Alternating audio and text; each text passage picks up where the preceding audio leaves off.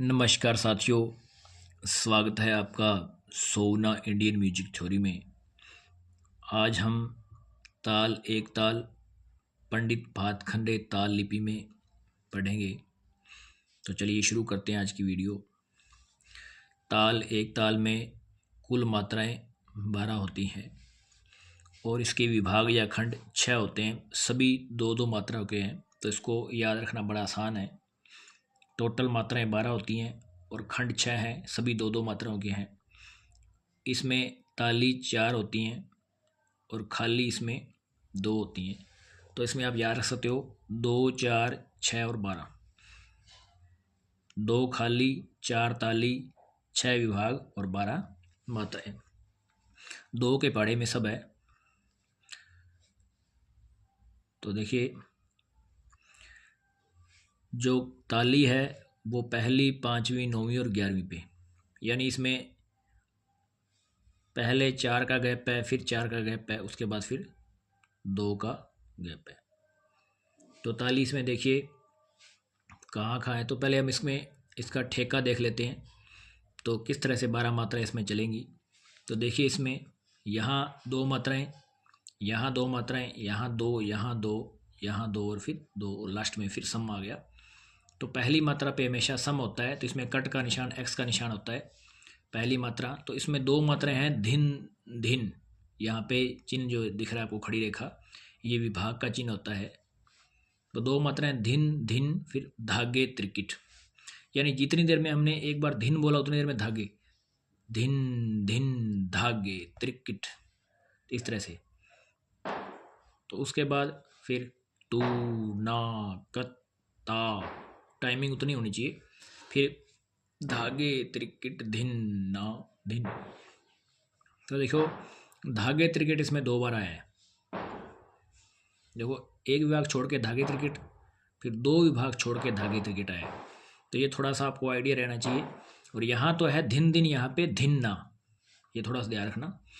तो देखिए, पहली मात्रा पे सम, तीसरी मात्रा पे इसकी जो है खाली है ये, और फिर यहाँ देखिए 5वीं मात्रा पे यहाँ पे ताली है। उसके बाद फिर से 7वीं मात्रा पे यहाँ पे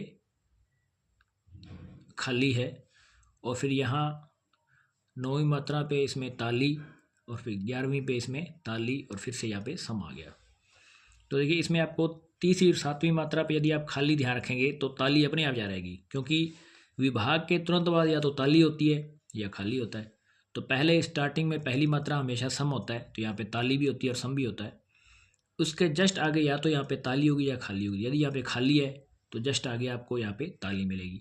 फिर इसके बाद फिर खाली आ गया, इसके बाद फिर यहाँ पे ताली आ गया, फिर ताली आ गया, और फिर यहाँ पे सम आ गया। तो ध्यान रखें, विभाग के जस्ट बाद या तो ताली होती है या खाली होती है, और पहली मात्रा यहाँ पे सम होती है। और लास्ट में दोबारा जब इसको ख़त्म करते हैं एक गुण को, यानी ठेका को, तो यहाँ पे सम का चिन्ह फिर से लगाना होता है, तो ये पे ख़त्म हो जाता है। इसके बाद इसकी दुगुन देखिए। तो दुगुन में देखिए क्या है, इसको हम दुगुन को देख लेते हैं। दुगुन में जैसे देखो, जो इसमें जो एक मात्रा थी वो यहाँ पे डबल हो जाएगी। सॉरी, ये 2 मात्राओं को हम सिंगल कर देंगे यहाँ पे। जैसे धिन धिन था, देखो दोबारा आप ऊपर देख लो, आप यहाँ पे देखिए, हाँ यहाँ पे आप देखिए, जो यहाँ पे जो धिन धिन है अलग अलग है, या एक साथ हो जाएगा, नीचे चाप जैसा चिन्ह लग जाएगा, यानी एक मत, जैसे धिन धिन धागे त्रिकिट, है ना, धिन धिन धागे त्रिकिट तू ना। अच्छा, तू ना इकट्ठा है, ये थोड़ा अलग दिखा है। तू ना कत्ता, कत और ता इकट्ठा है, ये तू ना भी इकट्ठा है, ये थोड़ा दूर लिख दिया इन्होंने, पास में लिखना था यहाँ पे। तो कत्ता, यहाँ पे कत और ता, ये दोनों एक साथ इसमें बोल रहे हैं। तो धिन धिन धागे त्रिकिट, तो देखो ये उन्होंने क्या किया, इन मात्रों को मिला दिया, और यहाँ पे धागे त्रिकट को मिला करके इसके बाद नीचे एक चाप और लगा हुआ है, गौर से देखिए आप यहाँ पे। ये तो चाप पहले से ही था, और यहाँ पे एक चाप और है, तो इस तरह से इसको लिखा जाएगा। फिर यहाँ पे तू ना और कत्ता, अब कत्ता पे चिन्ह नहीं था तो अब लगा दिया यहाँ पे, है ना। तू ना पे भी नहीं था तो एक एक चिन्ह आया यहाँ पे नीचे। उसके बाद धागे त्रिकिट पे पहले से यहाँ पे था तो एक और यहाँ पे लगे, यानी दोनों को एक धागे त्रिकिट इकट्ठा बोलना है। फिर धिन्ना, फिर यहाँ पे इसके बाद धिन दिन धागे त्रिकिट तूना कत्ता धागे त्रिकिट धिन्ना धिन। तो यानी इसको पहले जैसे ये जो है इसको एक बारी लाइन, एक लाइन आई, यहाँ पे इसकी दो लाइनें आ गई, और दो लाइनों को लिखने का स्टाइल क्या है, नीचे यहाँ पे दो मात्राओं के लिए एक चाप लग जाता है एक से ऐसे। तो यहाँ भी आप ताली खाली देख सकते हैं। उसके बाद फिर इसकी तिगुन है, तिगुन में इनको 3 बार लिख दो, सेम यही चीज़ इसको 3 बार लिख दो। तो ये क्या है, और साथ में इनमें क्या है, 3 बार लिखने के अलावा इनके साथ ये भी ध्यान रखना है इनको 3-3 मात्राएं एक साथ लिखनी है। यहाँ लिखना दो लाइनें दो आएंगी ऊपर, और इनको मात्राओं को 2-2 एक साथ लिखनी है। यहाँ पे 3-3 मात्राएं देखो, धिन दिन धागे है ना। तो आपको ऊपर मैं वापस लेके चलता हूँ। ये जो मात्राएं हैं, धिन दिन धागे, धिन दिन धागे तिरकिट तूना कत्ता धागे तिरकिट धिन्ना, ये इतना आपको 3 बार लिखना है। तो देखो यहाँ पे ऐसे ही है, धिन दिन धागे त्रिकिट तूना कत्ता धागे त्रिकिट धिन्ना, फिर वही धिन दिन धागे त्रिकिट तूना कत्ता धागे त्रिकिट धिन्ना। तो इस तरह से ये 3 बार ही आएगा।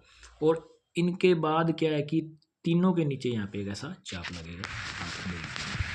इसके बाद आप चौगुन देख लीजिए। चौगुन में क्या कि 4 मात्रा एक साथ लगेंगे, धिन दिन धागे त्रिकिट तूना कत्ता, 4 मात्राएं एक साथ है।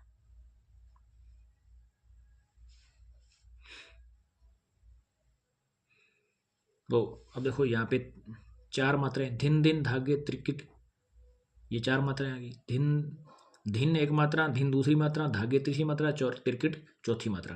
तो धिन दिन धागे त्रिकिट और चारों के नीचे।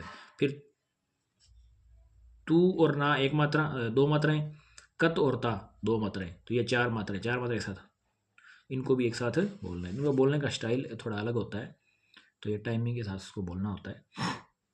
आप उंगली पे इसको गिन करके इसमें देख सकते हैं। तो आशा करता हूँ आपको थ्योरी से संबंधित बात समझ आएगी, लिखने से संबंधित, क्योंकि इसमें प्रैक्टिकली आपको नहीं बताया जा रहा है। इसमें क्या है कि सिर्फ थ्योरी से संबंधित है, जो लिखने के काम आएगा परीक्षा में आपके। तो प्रैक्टिकली एक अलग चीज़ है, और ये थोड़ा हार्ड काम होता है, और लिखने वाला काम थोड़ा आसान होता है। लेकिन फिर भी कहीं ना कहीं देखी जाए तो थ्योरी बहुत ज़्यादा है, लंबी चौड़ी थ्योरी है, और प्रैक्टिकली एक अलग चीज़ है। तो दोनों ही वैसे तो हार्ड है, तो दोनों बहुत ज़रूरी समझना है इनको। तो आशा करता हूँ कि आपको ये वीडियो ठीक लगी होगी। यदि अच्छी लगी तो लाइक करें, कमेंट करें, शेयर करें, और चैनल पर नए हैं तो चैनल को